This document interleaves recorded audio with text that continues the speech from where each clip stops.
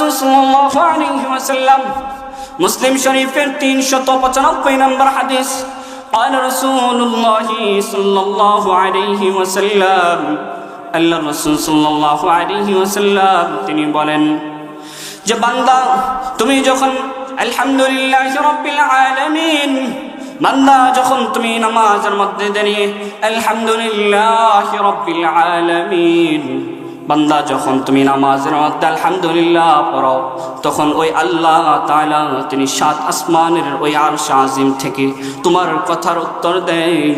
আল্লাহ তাআলা বলেন হামিদানি আব্দি, আমার বান্দা আমার প্রশংসা করতেছে। বান্দা তুমি যখন বলো আর রহমানুর রহিম, যখন তুমি আর রহমানুর রহিম পড়তে থাকো তখন আল্লাহ তাআলা ওই সাত আসমানের উপরে আরশে আজিম থেকে তোমার এই কথার উত্তর দেয় মাজ্জাদানি আসনা আলি আব্দি, আমার বান্দা আমার প্রশংসা করতেছে। বান্দা তুমি যখন বলো মালিকি ইয়াউমিদ্দিন তখন তোমার এই কথার উত্তর দেয় আল্লাহ তাআলা যে আসনা আলি আব্দি, আমার বান্দা আমার প্রশংসা করতেছে। বান্দা তুমি যখন বলো ইয়াকা না'বুদু ওয়া ইয়াকা নাস্তাঈন তখনও আল্লাহ তাআলা তোমার এই কথার উত্তর দেন। তিনি বলেন জাহাদাল কালামু বাইনি ওয়া বাইনা আব্দি, যে এই কথা শুধুমাত্র আমার মাঝে আর আমার বান্দার মাঝে হচ্ছে, দুনিয়াতে এখানে আর কারো মধ্যে কথা হচ্ছে না। তোমার প্রত্যেকটা কথার উত্তর আল্লাহ তাআলা তিনি তোমার নামাজের মধ্যে দিতে থাকে। এরপরে আল্লাহ তাআলা যখন তুমি এই আয়াত পড়তে থাকো ইয়াকা না'বুদু ওয়া ইয়াকা নাস্তাঈন, আল্লাহ তাআলা তিনি বলেন যে বান্দা এরপরে তুই আমার কাছে কি চাইবে, তুই আমার কাছে চা, তুই আমার কাছে তোর কি প্রয়োজন আছে তুই আমার কাছে প্রয়োজন চা।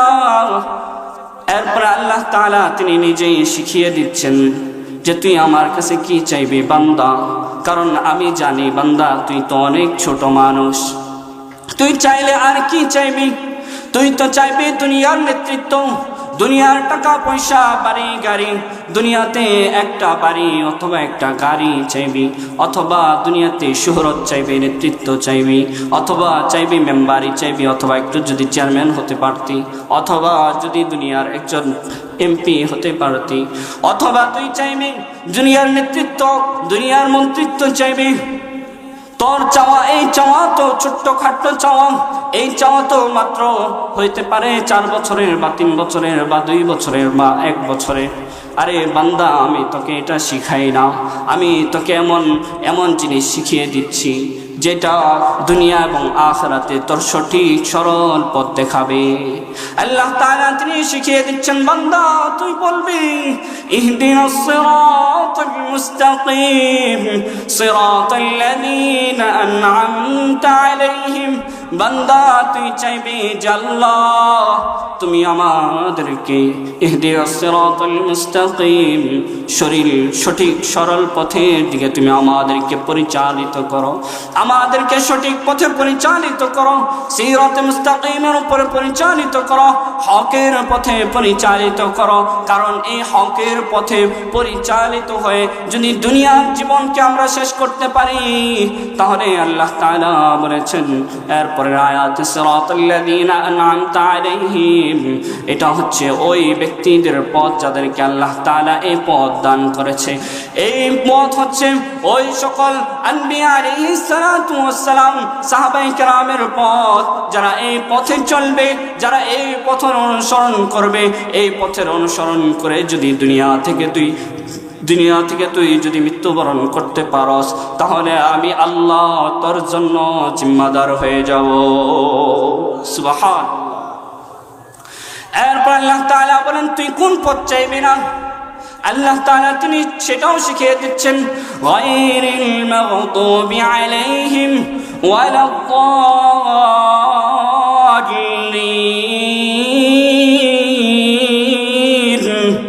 আল্লাহ তাআলা তিনি সেটাও শিখিয়ে দিচ্ছেন তুই কোন পথ চাইবি না, তুই ওই সকল পথভ্রষ্টদের পথ চাইবি না।